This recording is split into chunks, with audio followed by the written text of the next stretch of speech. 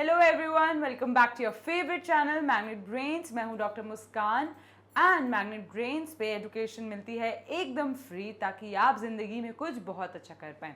Magnet brains believe करते हैं high quality education, और अब हाई क्वालिटी एजुकेशन के साथ ही मैग्नेट ब्रेन्स लाए हैं high quality content books and E books. अगर आपको हमारे बुक्स चाहिए तो डिस्क्रिप्शन बॉक्स पे गिवन जो फॉर्म है उसको फिल करिए एंड देन हमारे experts will reach to you और आप तक आपकी बुक ज़रूर पहुंचाएंगे। सो स्टूडेंट्स, अब आपके पास हाई क्वालिटी कंटेंट के साथ साथ हाई क्वालिटी नॉलेज भी है। सो स्टूडेंट्स, आज हम स्टार्ट करने वाले हैं multiple choice question of chapter number 11, that is programming and systems biology. So students, हमने बहुत अच्छे से समझ लिया है कि प्रोग्रामिंग एंड सिस्टम्स बायोलॉजी है क्या। अगर आपने अभी तक नहीं देखा है हमारा वीडियो तो जल्दी से जाइए, वापस से सारा एक्सप्लेनेटरी वीडियो देखिए एंड देन इस वीडियो पे आइए एंड देन हमारे साथ मिलके मल्टीपल चॉइस क्वेश्चन सॉल्व करिए। क्योंकि स्टूडेंट्स, जब हम कंसेप्ट बना के सॉल्व करते हैं क्वेश्चंस तो उसका मज़ा ही कुछ और होता है, क्योंकि हमसे क्वेश्चंस बनते हैं। एंड अगर आपको कोई भी डाउट है उससे रिलेटेड तो ज़रूर मुझे बताइए, I will definitely clear your doubts. So students, start करते हैं हम अपने पहले क्वेश्चन के साथ, जो है who developed Python programming language. हमने पढ़ा था पाइथन के बारे में, Python are was programming language and ये यूज़ कौन करते हैं? जो हमारे प्रोग्रामिंग बायोलॉजिस्ट होते हैं, जिनको स्टडीज़ करनी होती है, थीसिस करने होते हैं, प्रोग्रामिंग्स करनी होती है, तो वो यूजुअली पाइथन लैंग्वेज यूज़ करते हैं। And Python most commonly use scientific language है, क्योंकि साइंस के बहुत सारे फीचर्स हैं, साइंस लाइब्रेरी है, साइंस फ्रेंडली है, साइंटिफिक टूल्स प्रोवाइड करता है एंड बहुत सारे फॉर्मूलेज आप पाइथन की मदद से लगा सकते हो। तो ये सारी चीज़ें पाइथन प्रोवाइड करता है and Python is a very open source science library. आपके पास बहुत सारी ऑलरेडी इंफॉर्मेशन है, क्योंकि सालों से साइंटिस्ट पाइथन यूज़ कर रहे हैं, तो पाइथन काफ़ी ज़्यादा साइंस फ्रेंडली लाइब्रेरी बन चुकी है। इसलिए साइंटिस्ट प्रिफर करते हैं और मोस्ट कॉमनली सारी पॉपुलेशन पाइथन प्रिफर करती है। सो स्टूडेंट्स, पाइथन जो लैंग्वेज है वो सबसे पहले किसने डेवलप करी थी? Option number A, Vick van Rossum. Option number 2, Rasmus Lerdorf. Option number 3, Guido van Rossum and option number D, Niels Tom. So students, बहुत इंपॉर्टेंट क्वेश्चन है ये एंड इसका आंसर है कि हमारी पाइथन जो प्रोग्रामिंग लैंग्वेज है वो सबसे पहले डेवलप करी थी गिडो वॉन रॉसम ने। ये वर्ड आपको याद रखना है, Guido von Rossum was the first person who developed Python programming language. चलिए, ठीक है, is that clear? Let's move to our next question. Now question number 2, which type of programming does Python support? So students, Python 3 चीजें support करता है। क्या है वो? Object oriented programming, structural programming and functional programming. So ये तीनों चीजें Python support करता है, तो इसलिए हमारा आंसर क्या होना चाहिए? All of the above. तो अगर आपसे अगली बार कभी ये क्वेश्चन आए कि पाइथन कौन सी प्रोग्रामिंग लैंग्वेज सपोर्ट करता है, तो आप क्या कहोगे? Object based, structural and functional. तो ये तीनों चीजें पाइथन सपोर्ट करता है। Is that clear? चलो, let's move to our next question. Question number 3, which of the following is correct extension of Python file? जैसे स्टूडेंट्स, ये मेरी एक इमेज है, ठीक है, ये मेरी एक इमेज है। अब मुझे कंप्यूटर पे अगर इस इमेज को स्टोर करना है तो मैं सेव करती हूँ so and so image and dot लगाते हैं उसका जेपीजी, ठीक है, जेपीजी, ये हम डॉट लगाते हैं। या कोई पावर पॉइंट प्रेजेंटेशन है, कोई पावर पॉइंट प्रेजेंटेशन है तो XYZ डॉट PPTX करके वो प्रेजेंटेशन सेव होती है। सिमिलरली अगर कोई पाइथन फाइल है तो वो किस एक्सटेंशन से सेव होगी, ये क्वेश्चन है आपका। तो ऑप्शन नंबर ए है dot Python, option number B है dot PL, option number C है dot PY and option number D है .p। सो स्टूडेंट्स ये याद रखना है, अगर पाइथन फाइल है तो वो सेव होगी जो भी होगी हमारी xyz.py। तो ये है हमारी पाइथन फाइल का extension.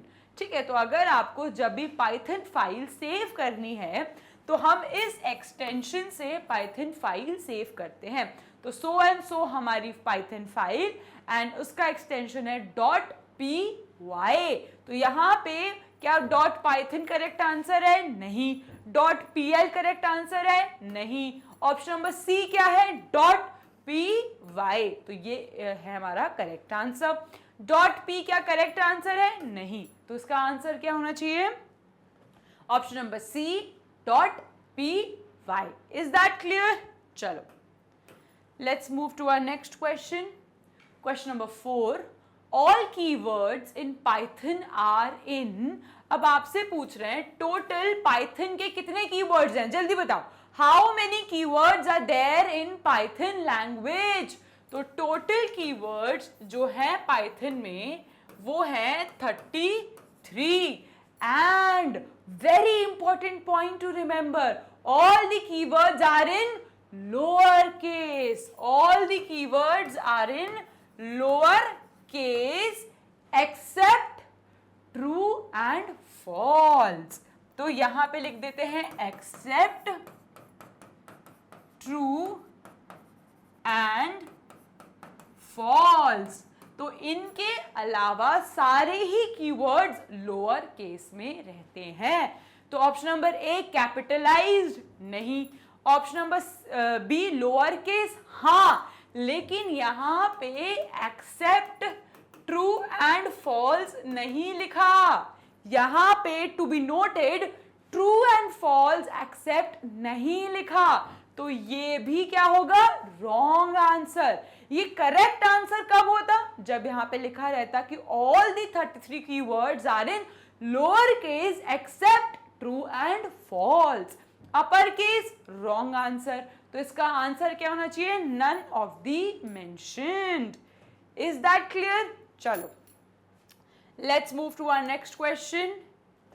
Question number 5. By which of the following character is used to give single line comments in Python?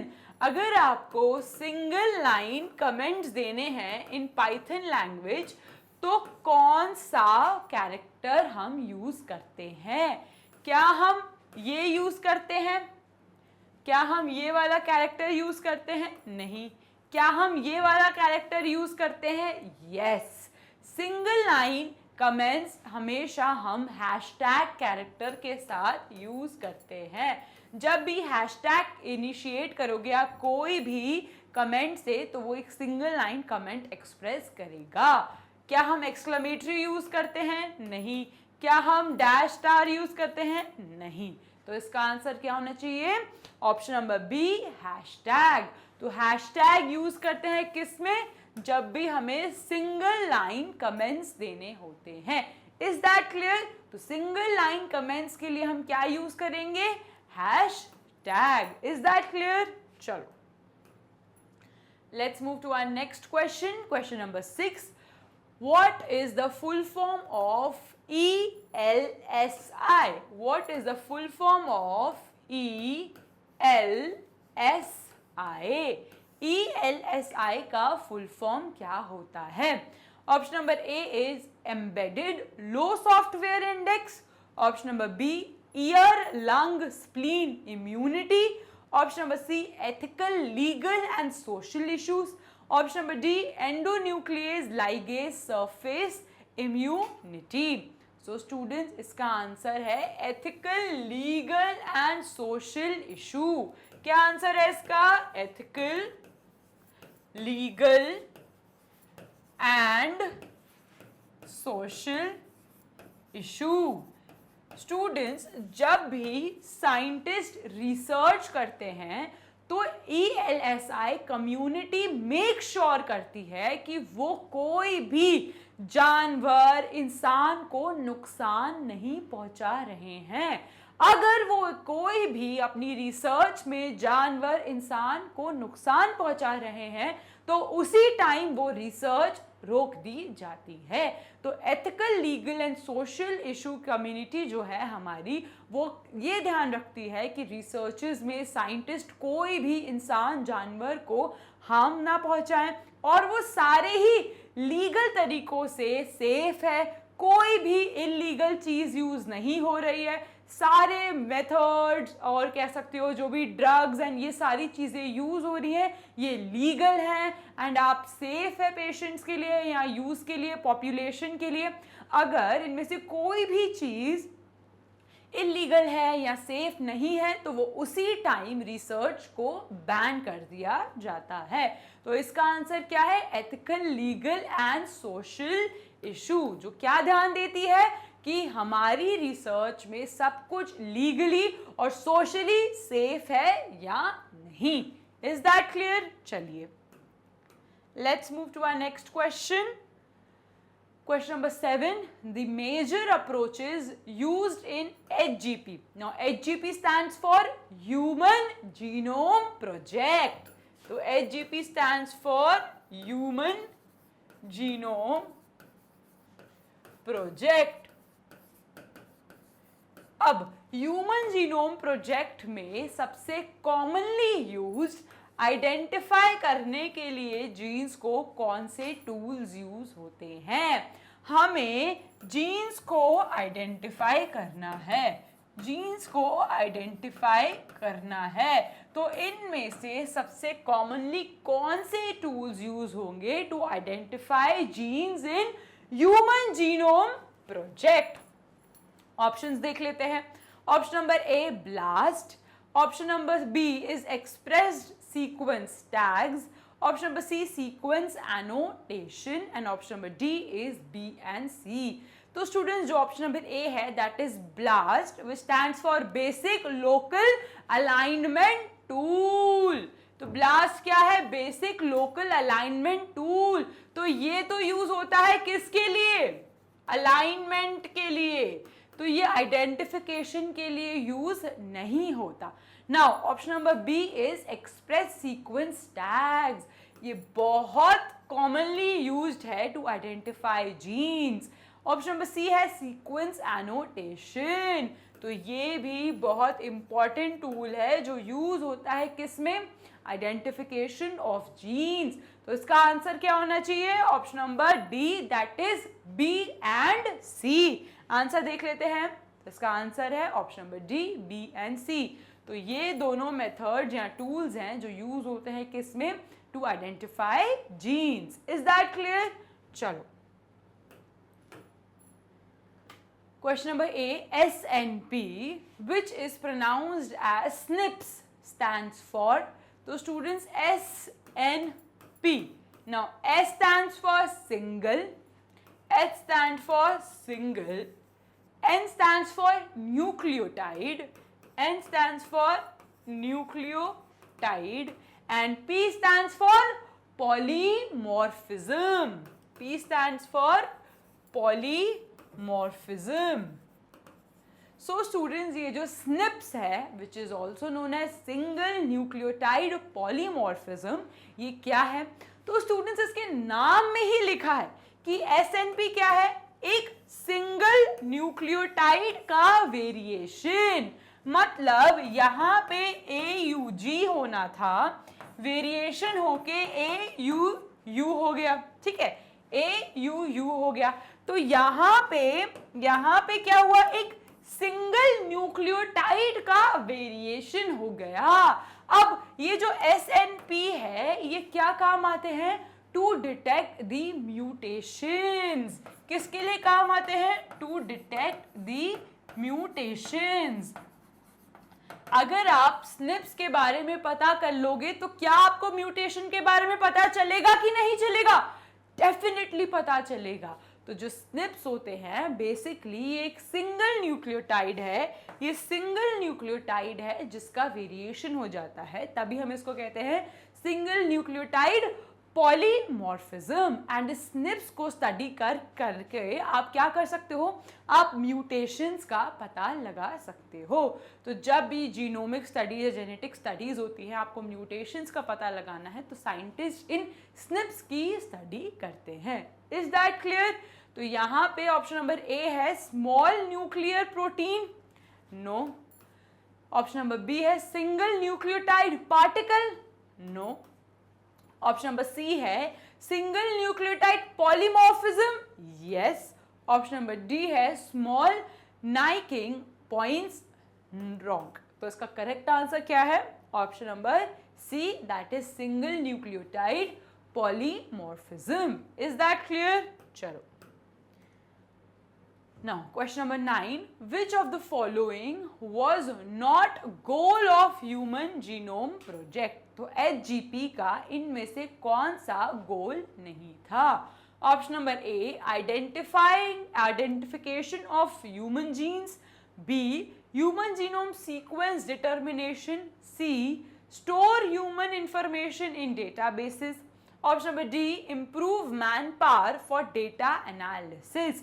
तो students, identification of human genes तो सबसे इंपॉर्टेंट गोल था हमारे ह्यूमन जीनोम प्रोजेक्ट का।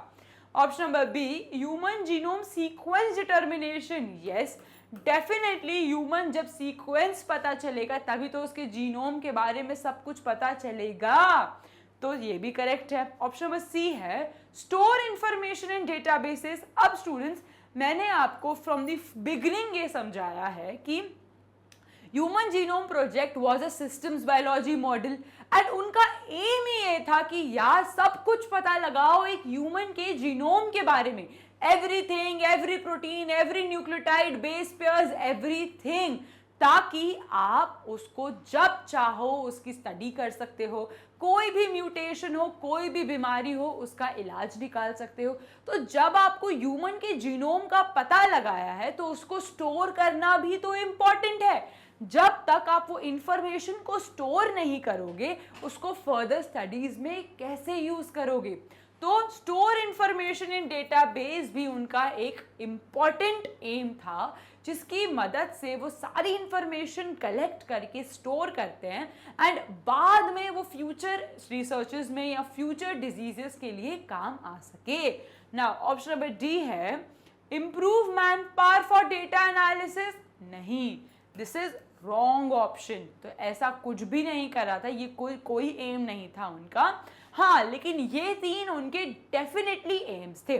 सबसे पहला आइडेंटिफिकेशन ऑफ ऑल जीन्स, उनको सारे जीन्स के बारे में पता लगाना था ताकि वो फ्यूचर में काम आए। दूसरा, सारे ह्यूमन जीनोम सीक्वेंस के बारे में पता लगाना है। तीसरा, ये सारी चीज़ें स्टोर करना भी इक्वली इम्पॉर्टेंट है, लेकिन मैन पावर एनालिसिस के लिए इंप्रूव करना was definitely not there aim. Is that clear? चलो देख लेते हैं इसका आंसर। Option number D is a wrong option. चलो let's move to our next question. Question number 10, the human genome project started in 1990 and खत्म कब हुआ था? जल्दी बता दो, ये क्वेश्चन तो आप बिना देखे बता दोगे फटाफट। 2003, तो इट रिस्पेक्टिवली 2003 में फाइनली ह्यूमन जीनोम की सारी सीक्वेंसेस कर ली थी साइंटिस्ट ने। तो ऑप्शन ए क्या है? 1990 एंड 2003, करेक्ट और रॉन्ग? यस। तो यहाँ पे आंसर क्या होना चाहिए? ऑप्शन नंबर ए 1990 में स्टार्ट हुआ था ह्यूमन जीनोम प्रोजेक्ट और फाइनली 2003 में सारा ह्यूमन जीनोम सीक्वेंस कर लिया था। Is that clear? चलो now question number 11, which one of the following is not a data management tool? अब आपसे पूछ रहे हैं वो data management tool. So students, हमने देखा था कि डेटा मैनेजमेंट टूल्स कौन कौन से होते हैं। Option number A Taverna, yes Taverna is a data management tool. MATLAB, क्या मैटलैब डेटा मैनेजमेंट टूल है? नहीं, MATLAB is used for sensitivity analysis. MATLAB is used for sensitivity analysis. Biosphere, yes, Biosphere is a data management tool. Option number C, CA grid, yes. तो इसका correct option क्या होगा? MATLAB. MATLAB नहीं है data management tool, बाकी 3 data management tools हैं. Is that clear? चलो, now question number 12, sensitivity analysis. चलो, ये क्वेश्चन में ही आ गया. Sensitivity analysis is done for. सबसे पहले मुझे ये बता दो, सेंसिटिविटी एनालिसिस हम करते क्यों हैं? तो सेंसिटिविटी एनालिसिस हम किसके लिए करते हैं? हम ये चेक करने के लिए करते हैं कि हमारा जो स्टडी मॉडल है, जो रिसर्च मॉडल है, वो कैसा है, वो स्टेबल है, वो बाकी ग्रुप्स के कंपैरिजन में या बाकी स्टडीज के कंपैरिजन में उसमें कितने एरर्स कम है, कितना ज़्यादा बेटर है. तो इन सब चीज़ों के लिए हम सेंसिटिविटी एनालिसिस करते हैं. Now, sensitivity analysis is done for MCA, नहीं. Option number A is wrong. B, controllability and stability, yes. तो हम यूज करते हैं कंट्रोलेबिलिटी एंड स्टेबिलिटी के लिए. Option number C, phase space, no. Option number D, modelling, no. तो sensitivity analysis हम करते हैं ये चेक करने के लिए कि हमारी जो स्टडी मॉडल है वो कितना स्टेबल है, उसमें कंट्रोलेबिलिटी कितनी है. तो ये सारी चीज़ें हमें सेंसिटिविटी एनालिसिस बताता है. तो करेक्ट ऑप्शन क्या है इसका आंसर? आंसर नंबर बी जो है, ऑप्शन नंबर बी जो है कंट्रोलेबिलिटी एंड स्टेबिलिटी. चलो, let's move to our next question. MCA stands for, जल्दी बता दो. Option number A, manual control activity. B, metabolic control association. Option number C, metabolic control activity. Option number D, multiple combined association. फटाफट, I am giving you time to answer this question. जल्दी बताओ. MCA stands for metabolic control activity. MCA stands for metabolic control activity. Now metabolic control activity ये क्या है? ये बताता है हमारी बॉडी में जो जितने भी मेटाबॉलिक पाथवेज हैं, जितने भी बायोमेडिकल सारे पाथवेज हैं, उन सब के बीच में इंटरैक्शंस क्या हैं. तो ये सारी चीजें हमें कौन बताता है? MCA. तो आंसर, करेक्ट आंसर क्या होना चाहिए? Option number C, that is metabolic control activity. Let's see. Yes, तो correct answer is option number C. चलो, let's move to our next question. Question number 14, find out the correct match. अब आपको बताना है कि इनमें से कौन सा करेक्ट मैच है या नहीं. Option number A, sensitivity analysis is done by the tool known as MATLAB. Yes, तो सेंसिटिविटी एनालिसिस अभी मैंने आपको बताया हम क्यों करते हैं, to find out controllability and stability. Option number B, bifurcation and phase space management is done by MATLAB. क्या ये करेक्ट है या नहीं? यस, ये करेक्ट है. तो मैनलैब हम यूज करते हैं bifurcation and phase space analysis के लिए. Option number C, metabolic control analysis is done by MetNet markers. Yes, तो ये भी करेक्ट आंसर है. तो इसका आंसर क्या होना चाहिए? Option number D, all of the above. Now student, tell me about this bifurcation and phase space management. तो स्टूडेंट, नाम में ही लिखा है बाइफर्केशन, मतलब तोड़ रहे हो आप चीजों को. फेस स्पेस एनालिसिस मतलब फेस बाय फेस आप एनालिसिस कर रहे हो. पहले फेज 1 का, फिर फेज 2 का, फिर फेज 3 का. तो ऐसे फेस एनालिसिस करके आप क्या पता लगा रहे हो? About the study and dynamic nature. आप क्या पता लगा रहे हो? About the study and dynamic nature, कि कौन से स्टडी वैल्यूज हैं, कौन सी डायनामिक वैल्यूज हैं, क्या इंटरैक्शंस हैं इनके बीच में. तो फेस स्पेस से आपको प्रॉपर एक एक डिटेल के बारे में अबाउट दैट मॉडल पता चलेगा. सेंसिटिविटी एनालिसिस से आपको पता चल रहा है controllability and stability about that model. And last MCA से क्या पता चल रहा है? अबाउट द मेटाबॉलिक इंटरैक्शंस की बायोमेडिकल पाथवेज जो होते हैं ह्यूमंस बॉडी में, उनके बीच में इंटरैक्शंस क्या क्या हैं. Is that clear? चलो,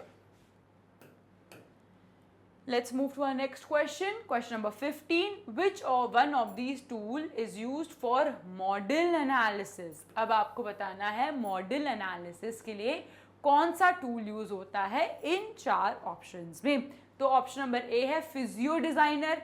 now students, physio designer is a physiological designer जो बिल्कुल भी मॉडल डिजाइनिंग के लिए यूज नहीं होता. फिजियोलॉजिकल डिजाइनिंग के लिए यूज होता है ये, तो ये तो रॉन्ग ऑप्शन है. बंकाई, क्या बंकाई यूज होता है? चलो, cell designer is again a physiological designer जो यूज होता है फिजियोलॉजिक डिजाइनिंग के लिए, तो ये भी रॉन्ग आंसर है ना. बैंजो, बैंजो किसके लिए यूज होता है? अब बताओ. Banjo is not used for model analysis, तो इसका आंसर क्या होना चाहिए? इसका आंसर होना चाहिए option number B. Bunkai is a tool which is used for model analysis. ठीक है, तो Bunkai is a tool which is used for model analysis. Banjo use नहीं होता, बैंजो किसी और चीज में यूज होता है. यूजुअली बैंजो हम यूज करते हैं जब हमको कंपैरेटिव एवोल्यूशन करके जब हमें एनालिसिस करनी होती है, तब हम बैंजो यूज करते हैं. Physio designer and cell designer दोनों फिजियोलॉजिक डिजाइनिंग के लिए यूज होते हैं, तो ये भी मॉडल एनालिसिस के लिए नहीं करते. मॉडल एनालिसिस के लिए जो इन चारों में से टूल यूज होता है वो है बंकाई. Is that clear? चलो, so our next question is question number 16. XML stands for. ये XML क्या है? तो students, XML stands for, X से आपको क्या लगता है क्या हो सकता है? X से स्टार्ट होता है एक्सटेंसिबल. X क्या क्या है? Extensible. M stands for markup.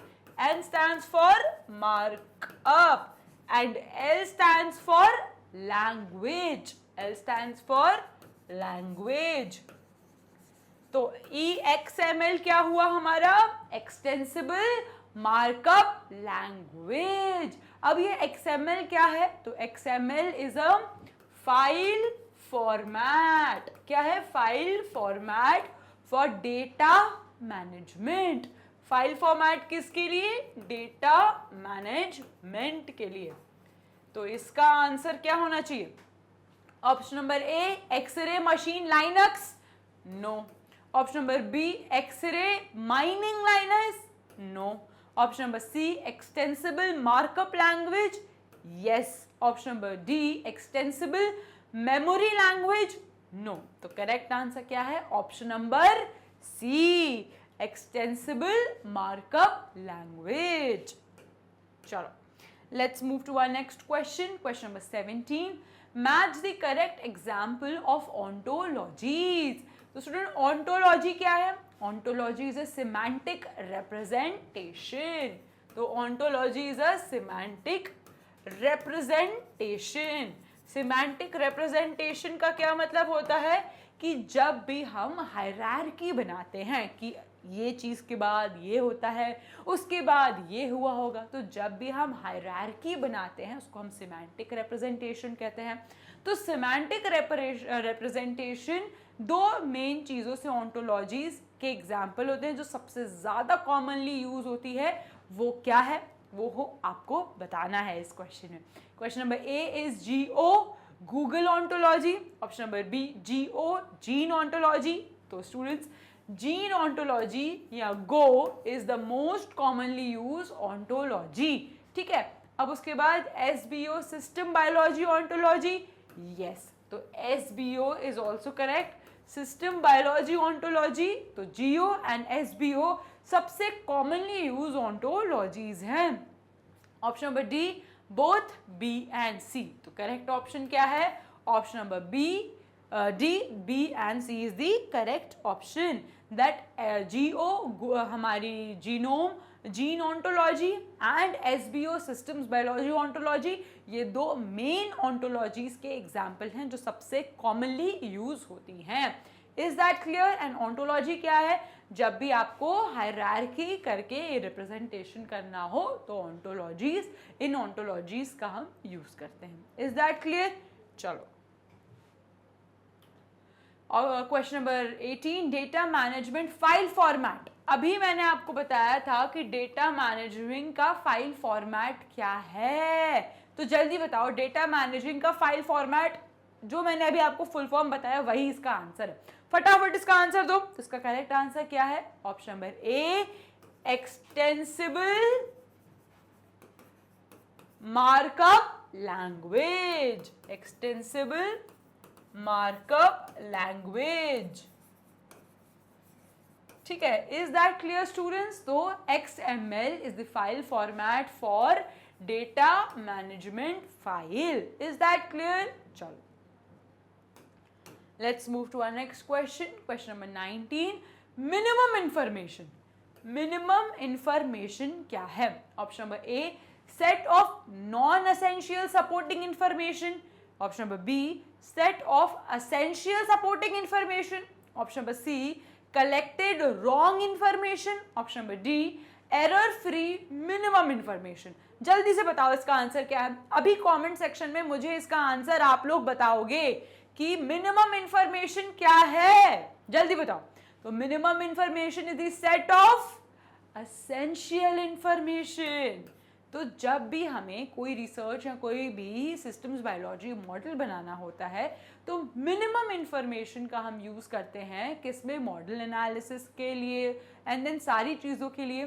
तो सिस्टम्स बायोलॉजी मॉडल के लिए मिनिमम इंफॉर्मेशन जो रिक्वायर्ड होती है, जो सबसे इम्पॉर्टेंट, सबसे मिनिमम और सबसे important information regarding that model is known as minimum information. तो इसका करेक्ट आंसर क्या है? Set of essential information regarding that model. Is that clear? चलो, नेक्स्ट देख लेते हैं. Question number 20, who described mathematical model for action potential. तो students, action potential is also, कह सकते हो सिस्टम्स बायोलॉजी का ही मॉडल था जिसमें साइंटिस्ट ने पूरी एक्शन पोटेंशियल का एक मॉडल बना के उसकी स्टडी परफॉर्म करके एंड देन फाइनली उन्होंने एक्शन पोटेंशियल का इंटरैक्शंस फाइंड आउट करा था. तो वो सबसे पहले किसने कंप्लीट करा था वो आपको बताना है.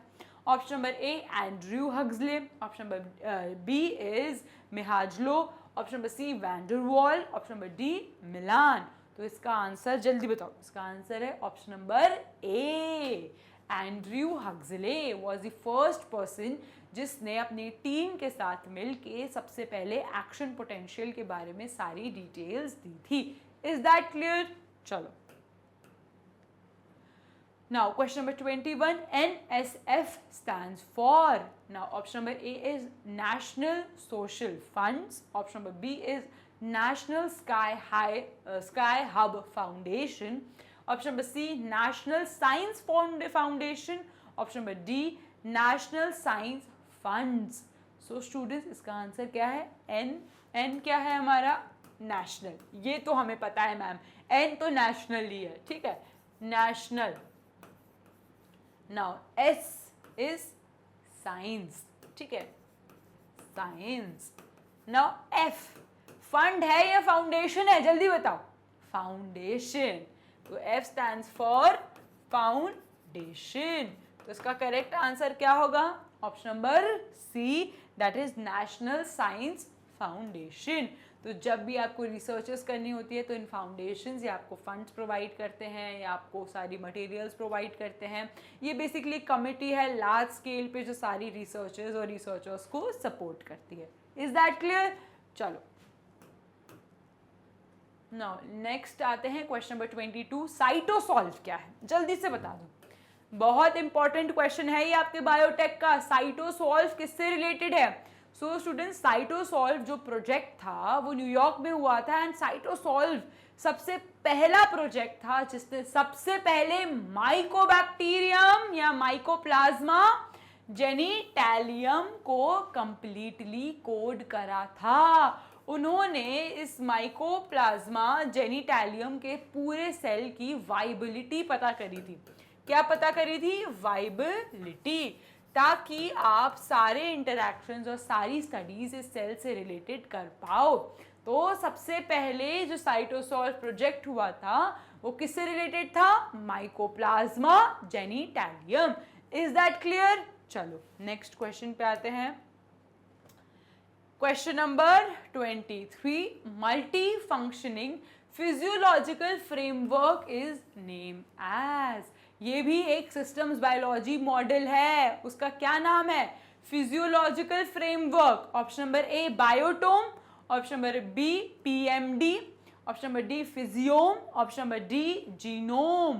तो उसका करेक्ट आंसर क्या है? फिजियोम। तो physiome is a multi functioning physiological model. तो स्टूडेंट्स ये साइंटिस्ट ने बनाया था किस लिए? हमारी फिजियोलॉजिकल जो सारे पाथवेज हैं उनके इंटरैक्शंस पता लगाने के लिए। किसके लिए? इंटरैक्शंस पता लगाने के लिए। अब इस मॉडल में उन्होंने क्या क्या करा था? तो इस मॉडल में उन्होंने एक्शन पोटेंशियल का इंटरैक्शन हार्ट के इंटरैक्शन से करा, ठीक है। फिर उन्होंने आयन चैनल्स का इंटरैक्शंस किससे करा? हमारी मसल से करा, ठीक है, हमारी मसल से करा, डेंटो एल्वुलर से करा। तो ये सारे जो फिजियोलॉजिकल पाथवेज हैं उनके बीच के इंटरैक्शंस का पता लगाना इस मॉडल का मेन एम था। एंड इस मॉडल का क्या नाम था? फिजियोम। तो this model that is multi functioning physiological model, क्या बोलते हैं इसको हम? फिजियोम। तो ये पता होना चाहिए। एंड इन्होंने क्या करा था? फिजियोलॉजिकल पाथवेज का इंटरैक्शंस पता लगाया था। Is that clear? चलो let's move to our next question number 24, that is GEC stands for। Ma'am ये तो बहुत जनरल नॉलेज सा MCQ लग रहा है। तो हाँ ये वही है, ये चैप्टर ऐसा ही आपकी जनरल नॉलेज ही बढ़ाने के लिए है। चलो GEC stands for option number A genome engineering of cell culture, option number B genetic engineering of somatic cell, option number C genetic engineering of tissue cell, option number D genetic engineering of living cell. तो GEC stands for genetic engineering of living cell. तो क्या होना चाहिए इसका option? Option number D, that is genetic engineering of living cell. जब भी आप genetics में इंजीनियरिंग करके कुछ नई चीज़ डेवलप करते हो तो यूजुअली हम इस कमेटी को देखते हैं, that is known as GEC। Is that clear? चलो GEC deals with genetic engineering of living cell. Let's move to our final and last question, that is question number 25. Choose the incorrect about R language. अब मुझे बताओ कि R language कब use करोगे? तो R language हम use करते हैं जब हमें मैथमेटिकल और ग्राफिकल रिप्रेजेंटेशन चाहिए। आर लैंग्वेज यूज कर सकते हैं हम डेटा विजुअलाइजेशन के लिए, मैनिपुलेशन के लिए, DNA RNA की सीक्वेंस के लिए। और आर लैंग्वेज यूजुअली हम तब करते हैं जब हमें कोई फॉर्मूलेज लगाने हो, जब हमें कोई ग्राफ्स का यूज करना हो, तो यूजुअली आर लैंग्वेज हम तब यूज करते हैं। तो option number A derived from investors. R language, R, ये जो आर नाम कहाँ से आया? तो जो उसके इन्वेस्टर्स थे रॉबर्ट एहाका एंड रॉबर्ट जेंटलमैन, इनके नाम के इनिशियल्स दोनों के आर से हैं, इसलिए इस लैंग्वेज का नाम उन्होंने आर लैंग्वेज से रखा। तो ये करेक्ट है, ये स्टेटमेंट बिल्कुल करेक्ट है। ऑप्शन नंबर बी है ideal for high volume analysis and visualization of biological data. Yes, तो हम इसको हाई वॉल्यूम एनालिसिस और डेटा विजुअलाइजेशन, मैनिपुलेशन के लिए भी यूज कर सकते हैं। तो ये स्टेटमेंट भी बिल्कुल करेक्ट है। क्रिएटेड बाय गिडो वॉन रसम, जल्दी बताओ गिडो वॉन रसम ने क्या डेवलप करा था? तो Guido van Rossum was the person who developed Python language. तो गिडन वॉन रसम ने तो पाइथन का आविष्कार करा था, आर लैंग्वेज का नहीं। Option number D, mathematical and graphical representation, तो yes it is used for mathematical and graphical representation. तो इसका इनकरेक्ट स्टेटमेंट क्या होगा? Option number C, created by Guido von Rossum. Guido von Rossum was the person who developed Python language. तो ये option गलत है। तो इसी के साथ हमने खत्म कर लिए हैं अपने multiple choice question of chapter number 11 programming and systems biology. कोई भी डाउट हो students, do let me know, I will definitely clear your doubts. Magnet brains provide करता है हाई क्वालिटी एजुकेशन, एंड अब हाई क्वालिटी एजुकेशन के साथ ही आपको मिलता है high quality content books and E books. अगर आपको हाई क्वालिटी कंटेंट बुक्स चाहिए तो डिस्क्रिप्शन बॉक्स पे गिवन जो फॉर्म है उसे फिल करिए, हमारे एक्सपर्ट आप तक आपकी बुक पहुंचाएंगे और आप अब हर एग्जाम में रॉक कर सकते हो।